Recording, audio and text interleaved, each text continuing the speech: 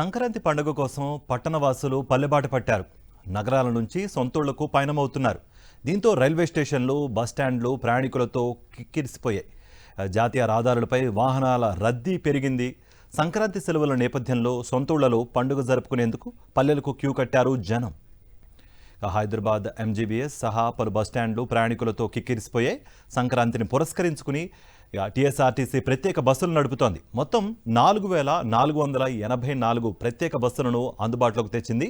హైదరాబాద్, బెంగళూరు, చెన్నై వంటి ప్రాంతాల నుంచి స్వస్థలాలకు ప్రయాణికులు చేరుకుంటున్నారు. కాగా ఏపీఎస్ఆర్టీసీ సైతం ప్రయాణికుల కోసం ప్రత్యేక బస్సులను ఏర్పాటు చేసింది. రైట్, జేబీఎస్ దగ్గర ప్రయాణికుల రద్దీ ఎలా ఉందో మా ప్రతినిధి శేఖర్ అందిస్తారు. శేఖర్. రైట్ కార్తిక్, ప్రస్తుతం మనం జేబీఎస్ బస్ స్టేషన్లో ఉన్నాము. సంక్రాంతి రద్దీ కనిపిస్తుందని చెప్పుకోవాలి. నిన్నటి సాయంత్రం వరకు కొంత రద్దీ ఎక్కువగానే ఉన్నప్పటికీ ఈరోజు ఉదయం కొంత తగ్గిందని చెప్పుకోవాలి.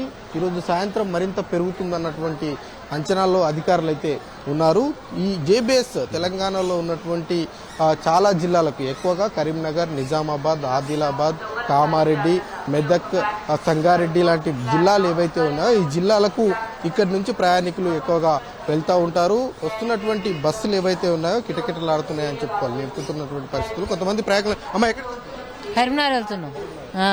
టికెట్ ఏడే ఇంతసేపు టికెట్ లేదు, బస్సు లేదు. ఇంక ఇప్పటి వరకు సిద్దిపేట బస్సులు వస్తున్నాయి కానీ కరీంనగర్ బస్సులు వస్తలేదు ఇప్పటి వరకు. రాలే. చేస్తున్నాం కానీ ఏమి రావట్లేదు. చూస్తాను. కొంత దాదాపు తెలంగాణ రాష్ట్ర వ్యాప్తంగా సంక్రాంతికి సంబంధించినటువంటి రద్దీని తగ్గించడానికి 4400కు పైగానే ప్రత్యేకమైనటువంటి బస్సులను నడుపుతా ఉన్నారు. అదేవిధంగా ఈ సంక్రాంతి రద్దీని కొత్త మేరకు ఆన్లైన్లో కూడా ఫెసిలిటీస్ను కల్పించింది టీఎస్ఆర్టీసీ. ఈసారి గమ్యం లాంటి యాప్లను ఇనాగరేషన్ చేసి వచ్చేటువంటి ప్రయాణికులు ఎవరైతే ఉన్నారో, రిజర్వేషన్ చేసుకున్నటువంటి ప్రయాణికులు ఎవరైతే ఉన్నారో వాళ్ళందరికీ కూడా ముందస్తుగా ఏర్పాట్లు చేసి ట్రాకింగ్కు సంబంధించినటువంటి ఏర్పాట్లు కూడా చాలా వరకు చేశారని చెప్పుకోవచ్చు. వాటిలో భాగంగా సంక్రాంతి రద్దీ తగ్గిందన్నటువంటి అంచనా ఉన్నప్పటికీ కూడా ఈసారి అటు ఏపీకి వెళ్లేటువంటి సంక్రాంతి పండుగ నేపథ్యంలో ఏపీకి వెళ్లేటువంటి ప్రయాణికులు ఎక్కువగా ఉంటారు.